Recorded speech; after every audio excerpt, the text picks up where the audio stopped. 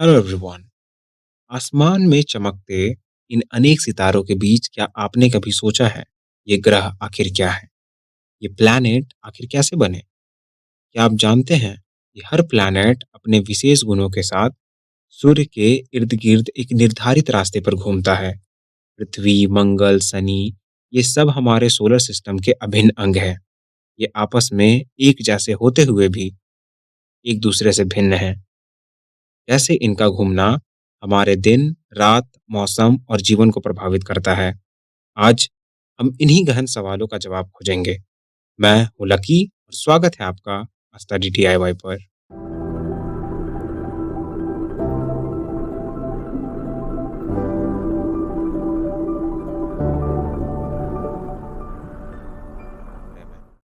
Planets. अब हम जानने की कोशिश करते हैं कि आखिर प्लैनेट या ग्रह क्या होते हैं। सबसे पहले जानते हैं कि सेलेस्टियल बॉडी क्या होती है। कोई भी नेचुरल ऑब्जेक्ट या बॉडी जो स्पेस में दिखाई दे, उसे हम सेलेस्टियल बॉडी कहते हैं। तो planets are those celestial bodies जो किसी स्टार के अराउंड रिवॉल्व करती हो एवं उनके पास अपना नेचुरल हीट और लाइट एनर्जी नहीं होता है। प्लैनेट टर्म ग्रीक वर्ड प्लैनेटाई से आया है, जिसका मतलब है वॉन्डरर्स। इसीलिए प्लैनेट हमेशा किसी सन के अराउंड या स्टार के अराउंड घूमते रहते हैं। इंटरनेशनल एस्ट्रोनॉमिकल यूनियन ने 2006 की पराग समिट के दौरान एक निर्णय लिया था और बताया कि किसी भी सेलेस्टियल बॉडी को प्लैनेट कहलाने के लिए 3 क्राइटेरिया पूरे करने होंगे। पहला, कि वो किसी स्टार के अराउंड ऑर्बिट करे। दूसरा, उसकी ग्रेविटी इतनी हो कि वो स्फेरिकल शेप को अटेन कर सके। और तीसरा, वो इतना बड़ा और मैसिव हो ताकि अपने ऑर्बिट को क्लियर रखे। मतलब उसके ऑर्बिट में कोई दूसरा मैसिव ऑब्जेक्ट ना हो, या फिर अगर हो तो वो उसका सैटेलाइट हो। अब अगर हम टाइप्स ऑफ प्लैनेट के बारे में बात करें तो मेनली हम प्लैनेट्स को दो भागों में बांटते हैं। एक होते हैं हमारे इनर प्लैनेट्स और दूसरे होते हैं हमारे आउटर प्लैनेट। इनर प्लैनेट को ही हम टेरेस्ट्रियल या रॉकी प्लैनेट कहते हैं, जबकि आउटर प्लैनेट को हम गैसियस या जोबियन प्लैनेट। जोबियन का मतलब होता है बृहस्पति या जुपिटर के जैसे दिखने वाले। एयर प्लैनेट में जनरली एटमॉस्फेयर बहुत थिन टाइप का होता है, जबकि आउटर प्लैनेट में जो एटमॉस्फेयर होती है वो बहुत थिक टाइप की होती है। इनर प्लैनेट सूर्य और एस्टेरॉयड बेल्ट के बीच लोकेटेड होते हैं, जबकि आउटर प्लैनेट एस्टेरॉयड बेल्ट के बाद लोकेटेड होते हैं। इनर प्लैनेट जो होते हैं वो डेंसर होते हैं क्योंकि ये टेरेस्ट्रियल हैं, रॉकी ऑब्जेक्ट्स के बने होते हैं, जबकि आउटर प्लैनेट जो होते हैं वो रिलेटिवली लेस डेंस होते हैं क्योंकि ये गैस के बने होते हैं। इनर प्लैनेट्स के कुछ एग्जांपल्स हैं Mercury, Venus, Earth and Mars, जबकि आउटर प्लैनेट हैं Jupiter, Saturn, Uranus and Neptune. बुध ग्रह, मरकरी, यह हमारे सोलर सिस्टम का सूर्य से सबसे नज़दीकी एवं सबसे छोटा ग्रह है। अब देखो, यदि कोई ग्रह अपने एक्सिस पर घूमे तो उसे रोटेशन कहते हैं, और रोटेशन के कारण होता है हमारा दिन और रात। जबकि यदि कोई ग्रह सूर्य के अराउंड एक चक्कर पूरा करे तो उसे हम रिवॉल्यूशन कहते हैं, जो ऑर्बिटल वेलोसिटी को भी दिखाता है। रिवॉल्यूशन के कारण हमारा डिफरेंट डिफरेंट सीजन्स होता है। बुध ग्रह की ऑर्बिटल वेलोसिटी सबसे ज़्यादा है और सूर्य से नज़दीक होने के कारण यह सूर्य का एक चक्कर मात्र 88 दिनों में ही पूरा कर लेता है। वहीं इसकी रोटेशन पीरियड 59 अर्थ डेज होती है। बुध ग्रह की अपनी कोई भी मून नहीं है। यहाँ सबसे ज़्यादा डायूर्नल टेम्परेचर डिफरेंस देखा जाता है, मतलब दिन का तापमान बहुत ज़्यादा एवं रात का तापमान बहुत कम होता है, और दिन के तापमान और रात के तापमान के बीच जो डिफरेंस होता है वो बहुत ज़्यादा होता है। यहाँ दिन का तापमान 427 डिग्री सेल्सियस, जबकि रात का तापमान -170 डिग्री सेल्सियस हो जाता है। मरकरी का एटमॉस्फेयर में हीलियम, हाइड्रोजन और कार्बन डाइऑक्साइड आदि जैसे ट्रेसेस हमें देखने को मिलते हैं। अब हम बात करते हैं अपने पृथ्वी की जुड़वा बहन वीनस यानी शुक्र ग्रह के बारे में। शुक्र ग्रह को पृथ्वी की जुड़वा ग्रह, सुबह व सांझ का तारा, सबसे गर्म ग्रह और सबसे चमकीला ग्रह भी कहा जाता है। इसके सबसे गर्म और सबसे चमकीले होने के पीछे इसके एटमॉस्फेयर का हाथ है। सारे टेरेस्ट्रियल प्लैनेट में सबसे डेंस एटमॉस्फेयर शुक्र ग्रह का होता है। शुक्र ग्रह का एटमॉस्फेयर में 99.5% कार्बन डाइऑक्साइड एवं सल्फ्यूरिक एसिड के कुछ ट्रेसेस पाए जाते हैं। दोनों ही gases greenhouse effect create करते हैं, मतलब ये सोलर इंसोलेशन को आने तो देते हैं पर जाने नहीं देते। इस वजह से यहाँ की सतह बहुत गर्म हो जाती है, करीब 467 डिग्री सेल्सियस के आसपास, और इसी कारण यह ग्रह बहुत गर्म और हमें चमकता हुआ प्रतीत होता है। शुक्र ग्रह सूर्य के अराउंड क्लॉकवाइज डायरेक्शन में घूमती है। इस मोशन को हम रेट्रोग्रेड मोशन कहते हैं, मतलब अपने सेंट्रल बॉडी के रोटेशन के अपोजिट डायरेक्शन में घूमना। शुक्र ग्रह अपने एक्सिस पर सबसे ज़्यादा झुकी हुई है, सबसे ज़्यादा टिल्टेड है, करीब 177 डिग्री तक। बुध के समान शुक्र ग्रह का भी अपना कोई मून नहीं है। अगर हम रिवॉल्यूशन वाइज देखें तो सूर्य शुक्र के अराउंड एक ऑर्बिट 225 डेज में पूरा करता है, जबकि इसका रोटेशन 243 डेज में पूरा होता है। मतलब पूरे सोलर सिस्टम में सबसे कम रोटेशनल स्पीड शुक्र ग्रह की ही मानी जाती है। अब हम बात करते हैं हमारी अपनी पृथ्वी दैट इज अर्थ के बारे में। अर्थ को ever evolving planet, blue planet, life planet और टेरा प्लैनेट भी कहा जाता है। टेरा प्लैनेट ग्रीक लोगों के द्वारा इसे कहा जाता था। हमारा अर्थ पूरे सोलर सिस्टम का एकमात्र ऐसा ग्रह है जहां जीवन संभव है। यह हमारे सन के गोल्डीलॉक्स जोन में स्थित है एवं सन से 149 मिलियन किलोमीटर दूर है, और हम इस डिस्टेंस को एस्ट्रोनॉमिकल यूनिट कहते हैं। अर्थ के बारे में सबसे पहले न्यूटन ने बताया था कि अर्थ इज नॉट स्फेरिकल। बाद में इसे जियोइड से गॉस ने बताया। हमारी पृथ्वी जियोइड है। इसका मतलब यह हमारे इक्वेटर पर बल्ज जबकि पोल पर थोड़ी चपटी है। इसका मतलब हमारी पृथ्वी का डायमीटर इक्वेटर पर 12,756 किलोमीटर है, जबकि पोल पर 12,714 किलोमीटर ही है। अर्थ अपने एक्सिस पर 23.5 डिग्री टिल्टेड है और इसे एक्सियल टिल्ट कहा जाता है। माना जाता है कि during the formation of Earth as a planet, जब वो एक हॉट लावा के फॉर्म में था, तब एक प्रोटो प्लैनेट जिसे थिया कहा जाता है आकर इससे टकराया, जिस वजह से ये 23.5 डिग्री टिल्ट हो गया था। इस कोलिजन के बाद ही जो इजेक्टेड मटेरियल बाहर निकले, उस मटेरियल से कंडेंस होकर बना हमारा only natural satellite that is moon. Earth अपने सन के अराउंड ऑर्बिट पर भी घूमता है और वो अपने ऑर्बिट पर भी झुका हुआ है, जिसे ऑर्बिटल टिल्ट कहा जाता है। अर्थ के ऑर्बिटल टिल्ट 66.5 डिग्री टिल्टेड है। अर्थ अपने एक्सिस पर 24 आवर्स में एक चक्कर पूरा कर लेता है। इसे रोटेशन कहा जाता है और रोटेशन के कारण ही डे और नाइट जैसे इविडेंस होते हैं। जबकि अर्थ सन के अराउंड एक चक्कर 365 डेज यानी एक ईयर में पूरा करता है। इसे रिवॉल्यूशन कहा जाता है। रिवॉल्यूशन के कारण ही डिफरेंट सीजन्स देखे जाते हैं। अर्थ की ऑर्बिटल स्पीड यानी कि जिस स्पीड से वो सूर्य का एक चक्कर पूरा करता है वो है 29.8 किलोमीटर पर सेकेंड। अर्थ के कंपोजिशन के बारे में बात करें तो अर्थ को 3 मेजर लेयर्स में बांटा जाता है। पहला है crust which is the outer most and upper layer. यही क्रस्ट में लिथोस्फीयर और हाइड्रोस्फीयर्स होते हैं। क्रस्ट को हम ओशियानिक क्रस्ट और कॉन्टिनेंटल क्रस्ट में बांट सकते हैं। इसके बाद आता है हमारा मेंटल। मेंटल मिडिल वाला लेयर है और ये सबसे बड़ा लेयर होता है हमारे इंटीरियर अर्थ का।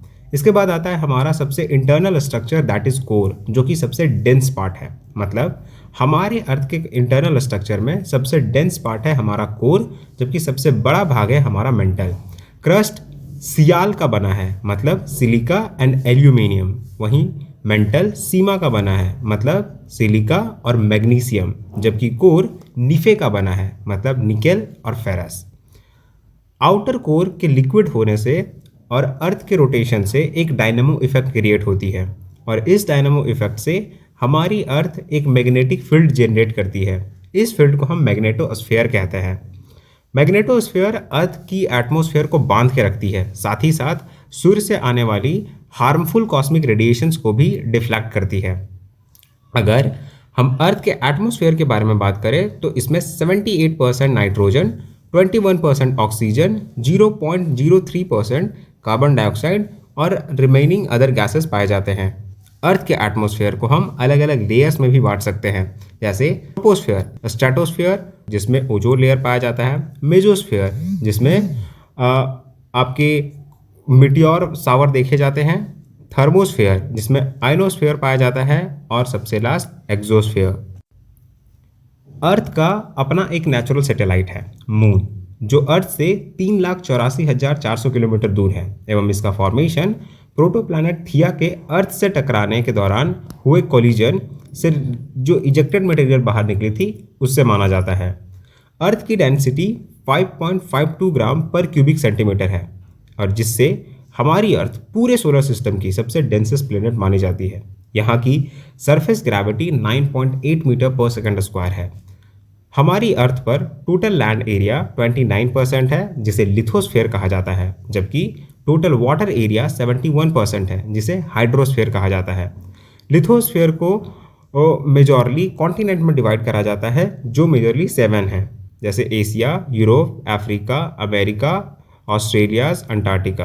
अमेरिका में South America and North America.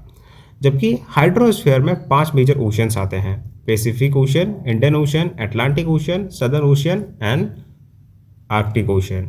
तो ये है हमारी यूनिक मदर अर्थ। हम बात करते हैं हमारे लल्लू लाल यानी कि साइंटिस्ट फेवरेट मार्स, मंगल ग्रह की। मार्स में आयरन ऑक्साइड की मात्रा बहुत अधिक पाई जाती है जिसके कारण यह लाल कलर का दिखाई देता है और इसीलिए इसे रेड प्लैनेट भी कहा जाता है। अर्थ के समान इसका एक्सियल टिल्ट करीब 25.29 डिग्री है, इसीलिए मार्स पर भी अर्थ लाइक सीजन्स देखे जाते हैं। मार्स की 2 मेजर मून्स हैं, फोबोस एंड डेमोस। अर्थ के समान ही इसका रोटेशनल पीरियड 24 आवर 39 मिनट होता है, जबकि सन के अराउंड ये एक रिवॉल्यूशन करीब 687 डेज में पूरा करता है। मार्स के एटमॉस्फेयर में कार्बन डाइऑक्साइड, नाइट्रोजन, आर्गन एवं मिथेन्स के ट्रेसेस देखे जाते हैं, इसीलिए यहाँ पे मिथेनोजेनिक लाइफ फॉर्म होने की संभावना जताई जाती है। मार्स ग्रह पर सबसे लार्जेस्ट माउंटेन ओलंपस मॉन्स, जो कि सोलर सिस्टम का सबसे ऊंचा पर्वत है, वो पाया जाता है, जबकि यहाँ की सबसे लार्जेस्ट कैन्यन वेलस मेरिनेरिस है। अब हम बात करते हैं अपने सोलर सिस्टम के सबसे बड़े ग्रह the giant, the lord of the heaven, Jupiter के बारे में। यह इतना बड़ा है that it is equivalent to 1300 Earth. Brihaspati यानी जुपिटर हमारी पृथ्वी से चंद्रमा और शुक्र के बाद तीसरा सबसे ब्राइटेस्ट ऑब्जेक्ट है। जुपिटर ग्रह की रोटेशनल पीरियड सबसे कम होती है, यानी यह हमारे सोलर सिस्टम का सबसे तेजी से घूमने वाला ग्रह है। यह केवल 9 आवर्स 56 मिनट में ही अपनी एक्सिस पर एक चक्कर लगा लेता है, जबकि करीब 11.86 ईयर में यह सूर्य का एक चक्कर लगाता है। जुपिटर एक गैसियस प्लैनेट है एवं एस्टेरॉयड बेल्ट के बाद यह लोकेटेड होता है। गैसियस प्लैनेट होने के कारण यहाँ ग्रेट स्टॉर्म्स आते हैं और यहाँ का सबसे फेमस है रेड स्टॉर्म। यह स्टॉर्म इतना बड़ा होता है कि इसके डायमीटर हमारी पृथ्वी के डायमीटर से भी बड़ी होती है। जुपिटर सैटर्न के बाद सबसे ज़्यादा मून वाला ग्रह है। इसके पास करीब 94 मून्स हैं as of the present data. इनमें से सबसे प्रचलित है गैलीलियन मून, मतलब वैसे मून जिसे गैलीलियो गैलीली ने खोजा था। गैलीलियन मून 4 हैं: Ganymede, Callisto, low and Europa. इनमें से सबसे बड़ा है गैनीमेड, जो कि पूरे सोलर सिस्टम का सबसे बड़ा मून है। अब हम बात करते हैं जेवल ऑफ सोलर सिस्टम, मतलब हमारी सोलर सिस्टम का सबसे सुंदर ग्रह सैटर्न यानी शनि। शनि को हमारे सोलर सिस्टम का सबसे प्रीटिएस्ट प्लैनेट कहा जाता है। ये जुपिटर के बाद सेकेंड लार्जेस्ट प्लैनेट है। ये हमें दूर से देखने पर येलोइश कलर का दिखता है और इसके येलोइश कलर के दिखने के पीछे इसमें पाए जाने वाले अमोनिया का हाथ होता है। शनि ग्रह पूरे सोलर सिस्टम का सबसे लोवेस्ट डेंसिटी वाला ग्रह है। ये इतना कम डेंसिटी का होता है कि अगर इसे पानी में भी रख दिया जाए तो ये डूबेगा नहीं। शनि ग्रह के पास सबसे ज़्यादा मून्स हैं पूरे सोलर सिस्टम में, करीब 146 के आसपास, जिसमें से सबसे बड़े मून का नाम है टाइटन। और टाइटन पूरे सोलर सिस्टम का दूसरा सबसे बड़ा सैटेलाइट है आफ्टर गैनीमेड। सैटर्न अपने एक्सिस पर करीब 10 आवर्स एंड 33 मिनट्स में घूम जाता है, जबकि इसे सन के अराउंड घूमने में कम से कम 30 ईयर्स के आसपास की टाइम लगती है। अगर इसके एक्सियल टिल्ट के बारे में बात करें तो ये अपने एक्सिस पर 26.73 डिग्री झुका हुआ है, मतलब यहाँ पे भी अर्थ के समान सीजन्स देखे जाएंगे। अब इसे सबसे प्रीटिएस्ट प्लैनेट कहा जाता है बिकॉज ऑफ इसके रिंग्स। इसके आसपास कुछ अलग आइसी बॉडी और स्पेस डेब्री के रिंग बने होते हैं, जिसे सबसे पहले गैलीलियो गैलीली ने डिस्कवर करा था। हालांकि इसके बारे में सबसे पहले गैलीलियो ने बताया, पर एक्चुअली में इसकी डिस्कवरी क्रिश्चियन हाइजेंस ने की थी। ये सारे जो इसके रिंग्स होते हैं, ये रिंग्स आइसी ऑब्जेक्ट और स्पेस डिब्री के बने होते हैं। इसमें रिंग्स बहुत ज़्यादा हैं, पर जो मेजर रिंग्स हैं वो रिंग 7 हैं, और उन रिंग्स का नाम है DCBAFGE। डी रिंग सबसे नज़दीक है और ई रिंग सबसे दूर है।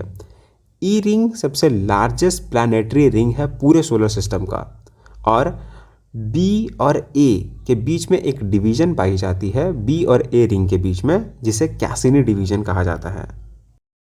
यूरेनस। यूरेनस को डिस्कवर किया गया था 1781 में विलियम हर्शल के द्वारा।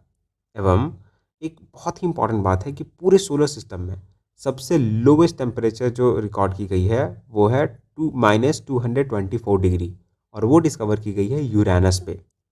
यूरेनस के अपने 28 मून्स हैं, जिसमें सबसे बड़ा मून का नाम है टाइटेनिया।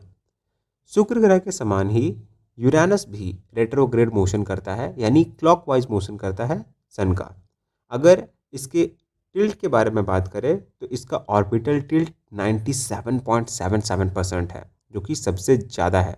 जैसे शुक्र ग्रह का एक्सियल टिल्ट 177 डिग्री था, जो कि मैक्सिमम एक्सियल टिल्ट था, वैसे ही यूरेनस का ऑर्बिटल टिल्ट 97.77%, जो कि सबसे ज़्यादा है ऑर्बिटल टिल्ट में।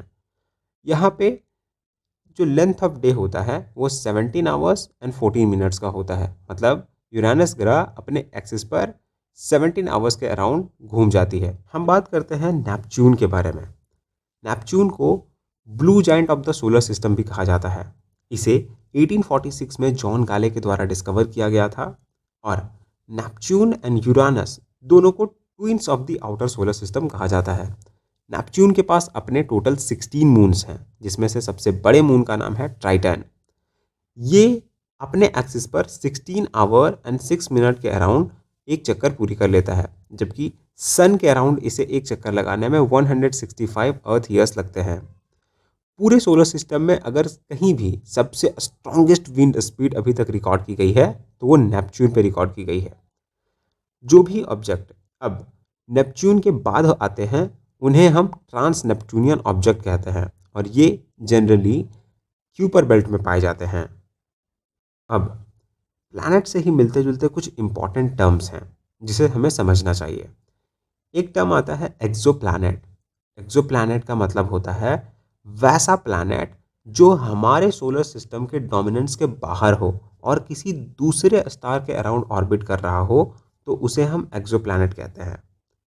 रॉग प्लैनेट, वैसा प्लैनेट जो स्पेस में फ्रीली ड्रिफ्ट कर रहा है, या फिर किसी स्टार जिसके अराउंड वो ऑर्बिट कर रहा था वहाँ के इन्फ्लुएंस से वो बाहर निकल गया, ओरिजिनल स्टार सिस्टम से इजेक्ट हो गया और फ्रीली स्पेस में घूम रहा हो, तो उसे हम रॉग प्लैनेट कहते हैं।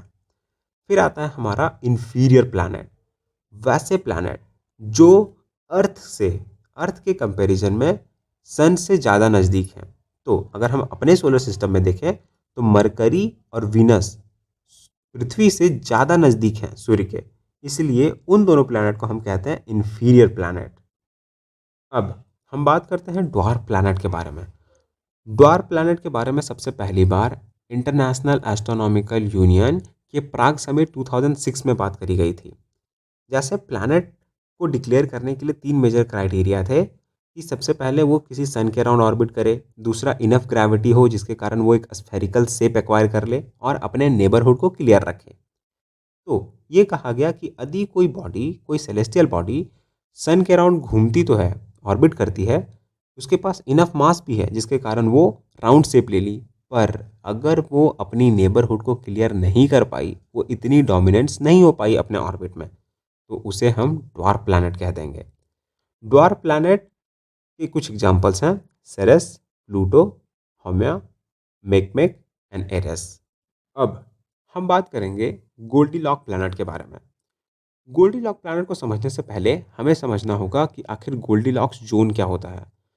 गोल्डीलॉक्स जोन को हम हैबिटेबल जोन या फिर CHZ सर्कमस्टेलर हैबिटेबल जोन भी कहते हैं। किसी भी स्टार के अराउंड वो एरिया जो ना तो ज़्यादा गर्म और ना तो ज़्यादा ठंडा हो, मतलब वहाँ पे लिक्विड अपने लिक्विड स्टेट में, ना कि वेपर स्टेट या फिर आइसी फॉर्म में हो, बल्कि लिक्विड स्टेट में एग्जिस्ट करती हो, तो उस जोन को हम कहते हैं Goldilocks zone. Goldilocks zone basically एक फेवरेबल कंडीशन प्रोवाइड करता है जहाँ पे लाइफ सपोर्ट कर सके। तो वैसे प्लैनेट जो गोल्डीलॉक रीजन में पाए जाते हों, उसे हम कहते हैं गोल्डीलॉक प्लैनेट। हमारे सोलर सिस्टम में गोल्डीलॉक रीजन में आता है हमारा अर्थ, इसीलिए अर्थ हमारा एक गोल्डीलॉक प्लैनेट है। तो आज का वीडियो हम यहीं समाप्त करेंगे। Thank you for being a part of this. Keep learning. Bye bye.